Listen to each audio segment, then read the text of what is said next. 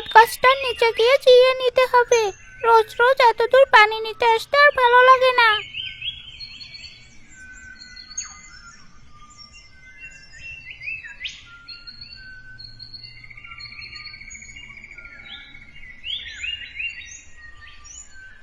ঘাট থেকে ফিরছেন বুঝি? হ্যাঁ ভাবি, আপনি কোথায় যাচ্ছেন? নদীর পাড়ে যাচ্ছিলাম, অনেক পথ তো, তাই বসে একটু বিশ্রাম নিচ্ছিলাম। কোন পাড়ে যাচ্ছেন? দক্ষিণ দিকের পাড়টাই? ওদিকে শুনছি পা ছাড়া একটা কন্যাকে ভেসে থাকতে দেখা যাচ্ছে। লোকজন বলাবলি করছে। তাই নাকি? এমন মেয়েও হয় নাকি?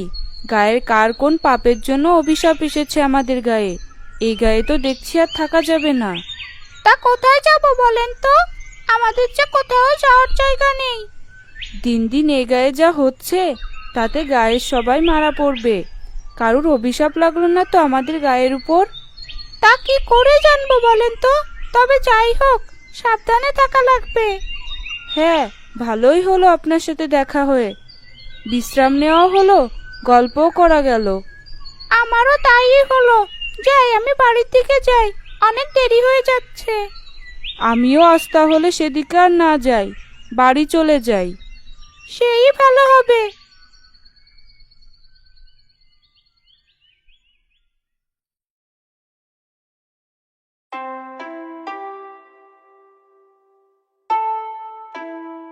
কই গো গিন্নি, আমি গেলাম। শোনো, লোকজন বলাবলি করছে নদীর ঘাটে কি জানি দেখা যাচ্ছে। তা বলি কি, সাবধানে যেও তো। তা নিয়ে ভেবো না, আমি আর সুরেশ একসাথেই যাই তো, দুজন থাকলে কিচ্ছু হবে না। তা বেশ, দুজন একসাথে থেকো সব সময়। আমার বড্ড ভয় হচ্ছে গো। গিন্নি, তুমি তো দেখছি অনেক ভীতু, কাজে না গেলে না খেয়ে মরতে হবে গো। তা তো জানি, তবুও সাবধানে যেও। সন্ধ্যা হওয়ার আগেই বাড়ি ফিরে এসো। তা তো রোজই আসি, যাই তবে আমি, বড্ড দেরি হয়ে যাচ্ছে। যাও তবে।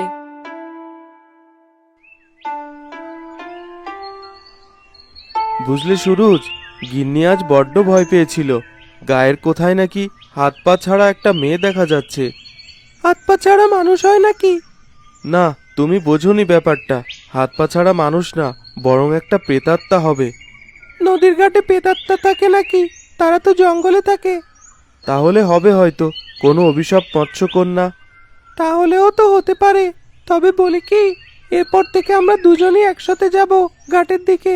আসার সময় একসাথেই আসব। যে কোনো সময় বিপদ আসতে পারে কে জানে। তুমি থাকলে একটা ভরসা আমার। তা কবে আলাদা যাই বলো তো? তা আমি বললাম আর কি, একথাই বল, কি বলো? হ্যাঁ, তাই।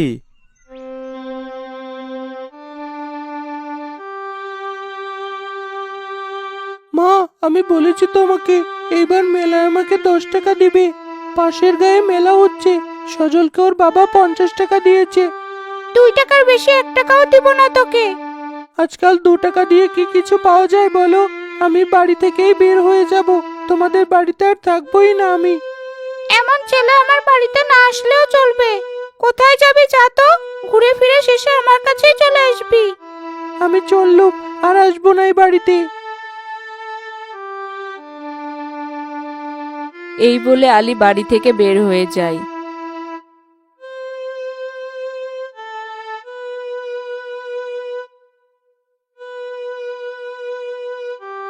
কই গো গিন্নি, কোথায় তুমি? এত চিল্লাচিল্লি করছো যে, কি হয়েছে বলো? রোজ এভাবেই ডাকি তোমায়। আলী কোথায়? ওকে তো দেখছি না। ও চলে গিয়েছে। চলে গেছে মানে? কোথায় গেছে? আজকাল দিনকাল ভালো না, এখন পরন্ত বিকেলে কোথায় গেল সে? তা আমি কি করে জানবো কোথায় গিয়েছে? ছেলেকে আদব কায়দা কিছু শেখাও, তাই তো এমন হয়েছে। ঝগড়া করছো তুমিও না? আলী এখন উঠতি বয়সী, এ বয়সে ছেলে মেয়েরা একটু এমনই হয়।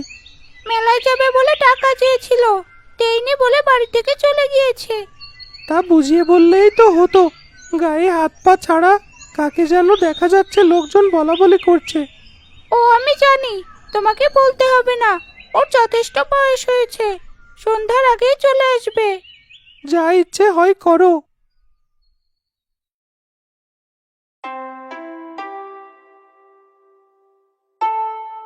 আর পারছি না, রাগ করে তো চলেই এসেছি। এখন খাবো কি? পেটে যে ক্ষুধা, কোথায় এলাম তাও জানি না। আশেপাশে তো কাউকেই দেখছি না। যাই, এবার বাড়ি চলে যাই। কিন্তু কোন দিকে বাড়ি তাও তো বুঝতে পারছি না।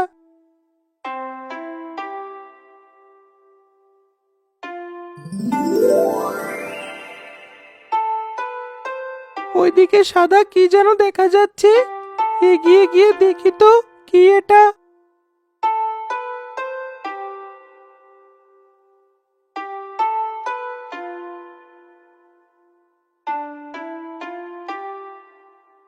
এ তো দেখছি সাদা ধবধবে ঝিনুক। শুনেছি ঝিনুকের ভিতর মুক্ত থাকে। এ বেচেই মেলায় যাওয়া যাবে।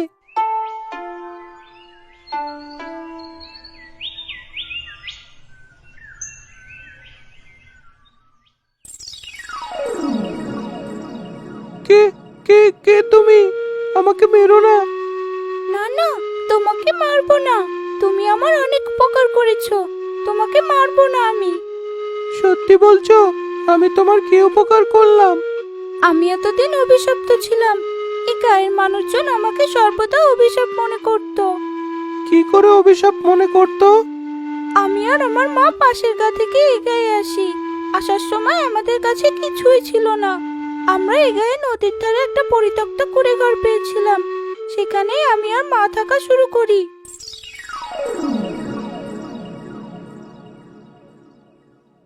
মা, আমরা তো এগিয়ে একটু মাথা গোঁজার জায়গা পেলাম, না হলে কি যে হতো আমাদের।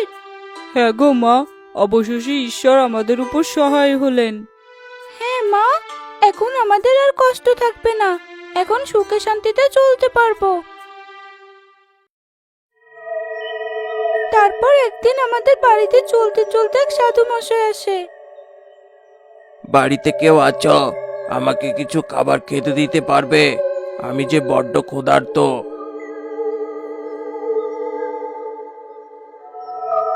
সাধু মশাই, বলেন বাবা, আপনি কি খাবেন?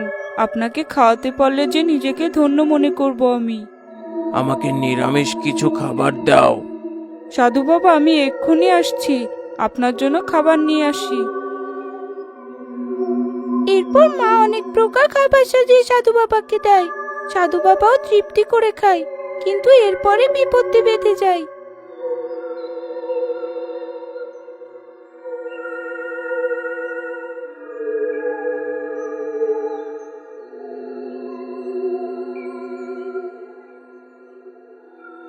আমাকে একটু দুধ জল দে তো মা। তা তো নেই বাবা, আমরা বেদেরা দুধ জল খাই না। কি, তোরা বেদে? আমাকে আগে কেন বললি না?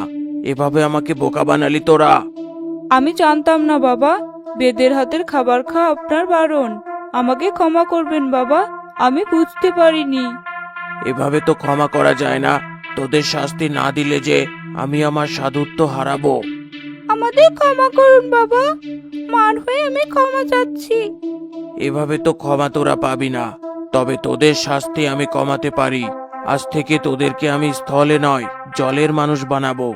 তোরা এখন থেকে জলে ভেসে থাকবি।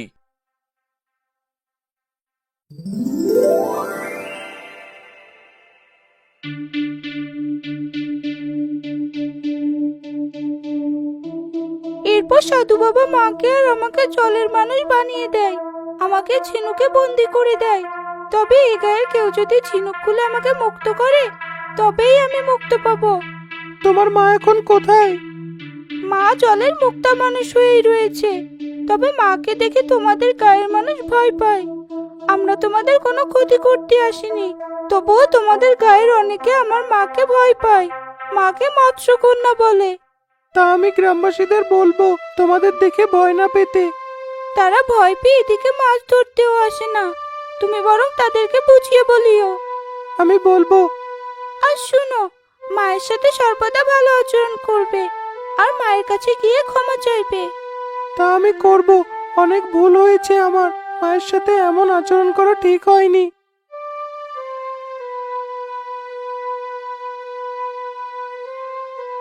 এরপর আলীকে জলপরি তার বাড়িতে নিয়ে নামিয়ে দেয়।